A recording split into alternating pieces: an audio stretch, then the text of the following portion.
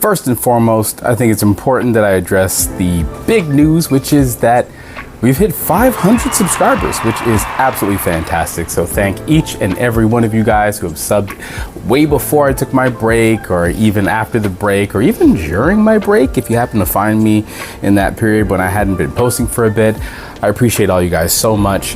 It's a joy to be able to make videos for people, and knowing that there's 500 people out there who are listening to the things I'm saying, hearing it in some capacity, have it available to them in their YouTube feed, it means a lot. So thank you guys. Now on to this week's topic. So today I wanted to do something kind of different. We sort of did it a little bit like this when Akira Toriyama passed away, but this time I want to do it for the happy reason that I just so happen to love anime. So today we're going to talk about what Demon Slayer has taught me and could teach all of you guys about bodybuilding, working out, and how to maximize your strength and your gains in the gym. So for those of you who don't know, Demon Slayer is an anime that features two sides. One, of course, the demons, the other one's the demon slayers themselves. And of course, the demons possessing incredible strength as monsters tend to.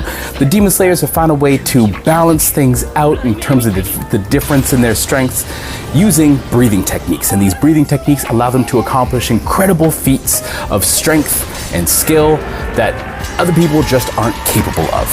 Now, a lot of people, I'm sure, watched it and thought to themselves, well, that's impossible to do. There's no way breathing could turn you into a superhero. It can't increase your strength and make you super strong and make you capable of all sorts of crazy things. Yeah, here's the thing about that. I'm sure if you talk to people like Russ Swole or, I don't know, Hathor and all the other amazing powerlifters out there, they'd tell you, shut up. Yes, it does. Because here's the thing. A lot of people, and I've seen so many people who are just terrible at it, who are just so bad at it. They're really bad at breathing, especially during exercise. You can cruise YouTube and find large numbers of videos of people doing exercises with poor breathing, finishing their set, and then just passing out. Sometimes passing out in the middle of their set. There's a lot of videos of people getting badly injured because they're doing a terrible job of bracing their core while they're doing their exercises. It's a bigger problem than you think, and a bigger key to really getting those big lifts that are going to encourage a lot of muscle growth. So let's talk about that a little bit. So one of the reasons why this is such a big deal is because when you have the ability to do a proper bracing breath, a breath into the core that you then use your musculature to hold in place, that is going to create a lot of intra-abdominal pressure that's going to stabilize your core and strengthen it against the loads that you're trying to push. So what this means in the end is that when you're trying to move around heavy weight, you don't have this flimsy core that's susceptible to all sorts of forces that could easily get you hurt super badly. It'll also, with that extra security in your core, allow you to lift more, because when the body is in a secure position and feels secure and safe, it's able to push more. You can maximize your output far better. It's one of the reasons why when a lot of people put on a weightlifting belt for the first time, they all of a sudden feel like they can lift way more than normal. It's because your breathing was trash to begin with, and now you have the belt on, which is giving you some extra stability, which is allowing your body to feel safe enough to push a little bit further. So, all that to say, if you can master a proper bracing breath, you'll be able to push way more weight, and you'll be able to do so safely.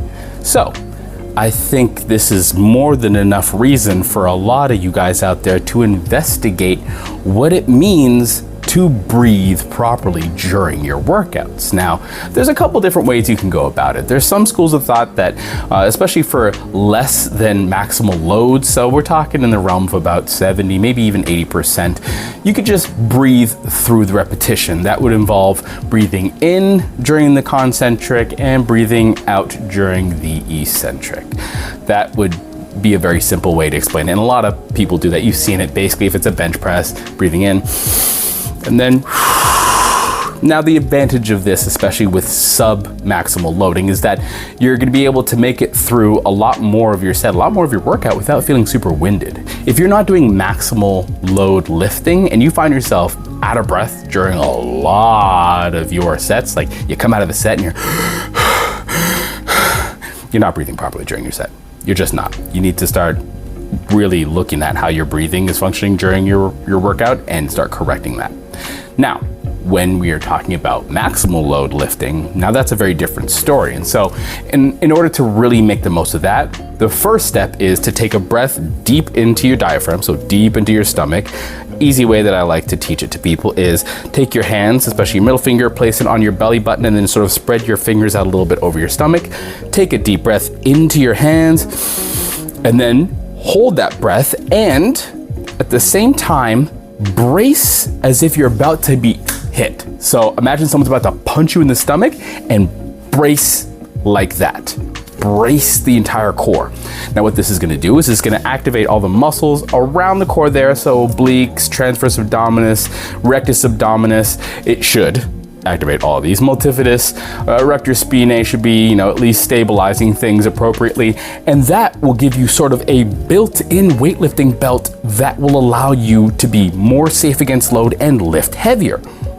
Now, this also kind of, to a certain extent, makes use of the Valsalva maneuver, which will allow you some extra lifting capacity via some other methods, some other things that we're not gonna get into that right now. That's more advanced level stuff. But the bracing breath, definitely intermediate, definitely something you should know by the time you hit that intermediate stage of your lifting career. You should start working on it as your basics. But by the time you've gotten to the intermediate stage, if you haven't started really thinking about that and making really huge strides in perfecting it, mastering it, you have not been spending your time wisely. So, the bracing breath, very important. Now, if you're looking for a more in-depth tutorial on that, I'll try to link Squat University. They have a very, very good video on the bracing breath, both how it works with like crazy visuals, which I'm not doing because I ain't got no time for that. And of course, they're gonna do a really great job explaining it. And I think it's great to promote people who are doing really solid work. He was doing it first. He did it long before this video ever came out. So I'll share that down below in the comments. Hopefully I don't forget. Editor Keegan, this is a note for you. So go look for that. Take a look at Squat University. He's got a lot of other great content about lifting, so feel free to peruse his content too. It's fantastic, great resource for all of you lifters out there to make sure that your lifts are both safe, effective, and maximizing what it is you are capable of to get the most gains, strength, and of course, muscle development. Anyhow, that wraps it up for today. Let's finish the set. Rack it.